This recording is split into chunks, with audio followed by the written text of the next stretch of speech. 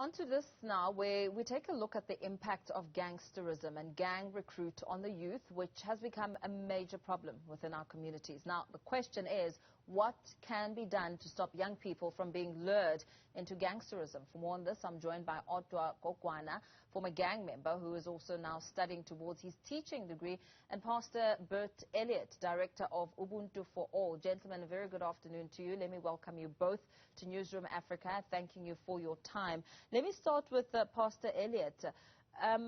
When we look at what young people have spoken to this June 16, a lot of it centers around unemployment, no opportunities, and feeling like government is not addressing their needs and not looking after young people. Talk to us about Ubuntu4All and what the network aims to do. Good afternoon to you and to your listeners. What we're doing currently, we've started about 4 years ago. We realized the challenges that youth face: unemployment, disillusionment, no opportunities, empty promises. And it's these things that become a kind of recruitment ground or a breeding ground where young people can be thrown into gangs. We basically look at options to gang and drug life. We know it is out there. We've seen the damage it's done. And then we look at engaging them with a different path, looking at options of what they can do, how they can do it, and what kind of criteria they can slot in. So our aim is basically to draw them before they get into organized crime. The moment they get into organized crime, it becomes extremely difficult to fish them out. But we try and catch them before they cross that line.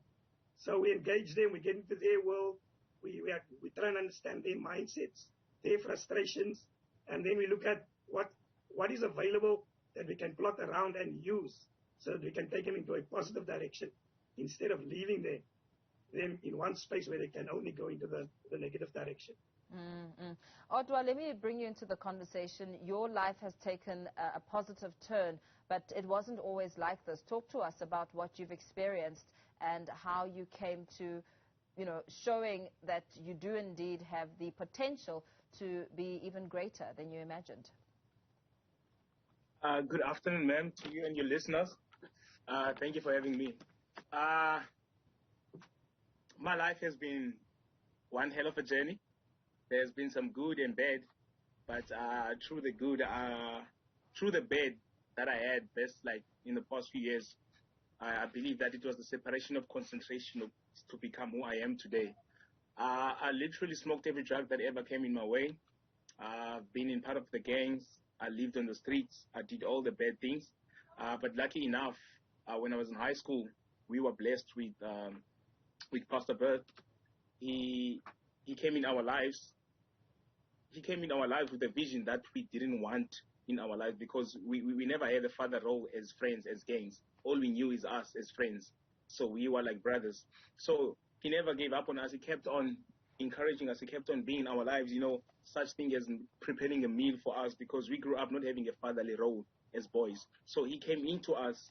He was more of our father, So he kept on spending more time. So he left his life to live in our life as gangs first, because there's no way you can come and tell me, come, I want to help you. You must come into my life and live in my life. Then you can understand how it feels to be me, to walk an extra mile. Then after you've lived my life, and then he escorted us and he showed us a better way. So now I'm who I am because of Ubuntu4All, and because of the help and the mentorship of Pastor Bert, and because of the teachers and the people that are around me. And I'm doing my final year in education.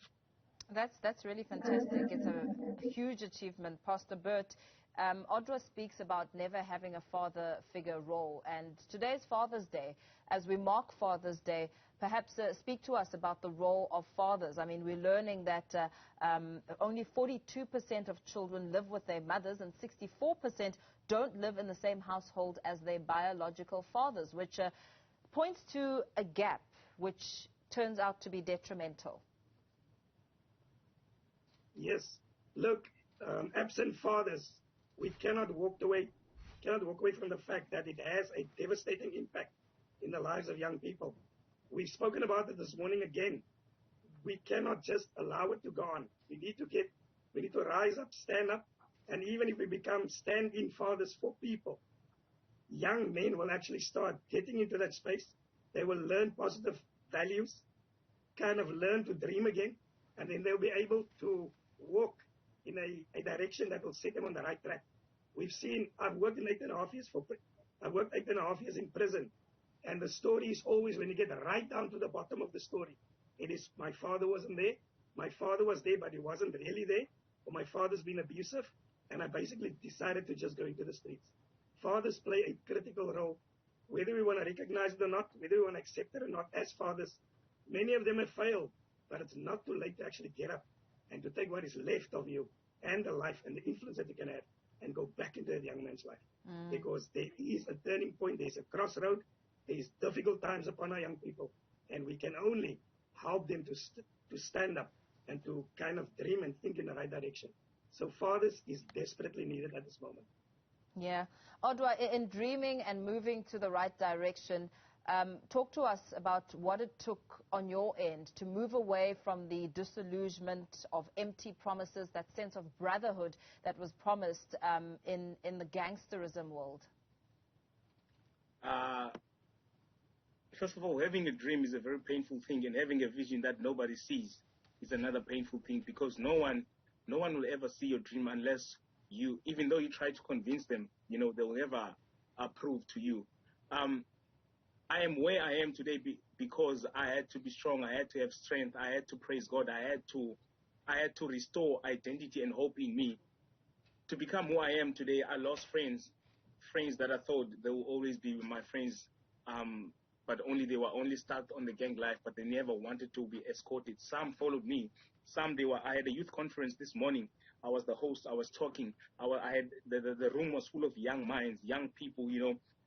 I was restoring hope and identity in them. The only thing that makes us to become gangs at a very young age, because God is not introduced into us at a young age. So if God can be introduced in the young minds, in the youth at a very young age, I'm telling you, things will be great in this world.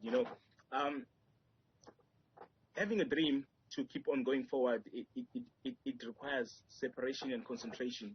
You will lose friends, you will lose family, you lose a lot of people in your circle that you thought they will always ride with you until the woods fall off. But no, it wasn't like that. So I felt comfortable in the circle that I was at. So I thought, if you become comfortable, then that means there's no growth in you. So I went out and found the bigger circle, people that are going to make me uncomfortable to keep on going and have a meaning and have a reason to keep on waking up and chase something.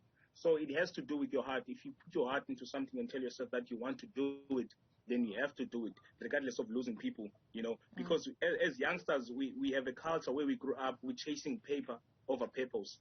Paper, if you chase paper, there comes sex people. Most of the youngsters, they focus on sex, drug addicts and all that. But if you start chasing purpose, with purpose comes job opportunities, comes a better life, comes a better stage, So we are destroyed by the stigma of believing that we need to be hustlers, we need to chase money. But it's the other way around. We need to chase purpose, and then with purpose comes a greater you, inside you.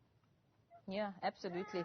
Pastor Bert, talk to us about your program that you run at Ubuntu4All as you go out and identify the challenges that young people face. How then do you convince them to follow your path and see that the outcome could be much greater? Well, what we do is we work in the streets. We never invite them to a program. We meet them in the streets. We go into their world. We engage them, we build trust bridges, and then we invite them to small. We do a lot of outdoor activities, we do a lot of diversion. So we do camps, we do hikes, there's soccer, there's cycling. And we find out what they are interested in, besides gangs. If you could do something right now, what would it be? And a lot of them would say, I would want to be out in nature, I would want to get a job, I would want to change my life. And that is an engaging point where we come. So what we do is we engage them in the streets, we meet them there, we grow with them there, and then eventually we invite them to come to a place where we are. And what we do is we have a philosophy where we look at construction, deconstruction, and reconstruction. Construction is to build. So a lot of people build into their lives. They make bad choices, then they deconstruct, they break down. And then we come and we take what is left and we help them to rebuild their lives. So when we get them into our programs, we basically look at an option to gang and drug life. It's a program we run that looks at gang values versus the community values, the healthy versus the unhealthy values. And we try and go through that whether it's love, courage, all those things, basic values, respect and everything. And then we basically work through those things and we make it very clear to them. Gangs add no positive value to your life, to communities, or in the world. And when they start to see that, they actually start realizing, but this road is not going to go far for me. Either I'm going to land up in prison, I'm going to get hurt and I die, or my life will be so devastated that I can never rebuild. So we take them, we work through values, we eat with them. What we've learned was food becomes like a currency. We've seen them hungry. Before we actually eat, we sit down around the table and we eat because we've seen that link that was broken. So we go through the program and then we sit down and we eat as a family. So you create a kind of another type of family where they can come, they're comfortable, they can come and sit, they can share their opinion. We take them out into nature in smaller groups because once they're in the gangs in the community, the leader speaks and everybody follows. You take them out in nature on camps and you hear the real heartbeat. You hear their voice, you hear their opinion, you hear what they dream about, what they are mourning or what they are hurting or what they would like to change in their lives. So we basically do that with them. We started a program once that should have been for 12 weeks. 1 hour with the mother to explain why the kids go into gangs, and an hour with the participants that want to change their lives. We realized the issues were so deep, we had to run 1 full year with one of the gangs, and then after that, they graduated, and then we started with a rival gang, the biggest rival, and we did exactly the same. And there's been successes, there's been heartbreaks, there's been painful moments, but they have moved not backwards, they've actually started to move forwards. Absolutely. Like Odwa. And we see it with Odwa. Pardon me to interrupt you there. We're just trying to perhaps wrap things up as I go back to Odwa. Odwa, as Pastor Bert is speaking about the changes and what it took and some of the challenges that many young people like yourself had to undergo, how does it feel to have finally found your voice? I mean, now you're in your final year of your teaching degree, and I understand you have even higher hopes of achieving higher accolades. I didn't get the question. How does it feel to? How does it feel to have found your voice and now being able to study this degree? And I understand you also want to study even further. It feels great, but at the same time comes a lot of responsibilities with it, because now a lot of people looking up to me. That means I must make sure that I don't fail them. There's a lot of people that are waiting that are like me, especially from the streets. They are waiting on the line behind me, and they depend on me in order to be saved. The longer I take, the more I kill them. So whatever I do, I have to make sure, knowing that it's not about me anymore. It's about the people. Because Pastor Bert, it was never about him. It was about us, saving us. So what is done to me, I must do it to the others that are following, you know. But at the same time, for my family, because I grew up without a mother, my mother died when I was 7 years old.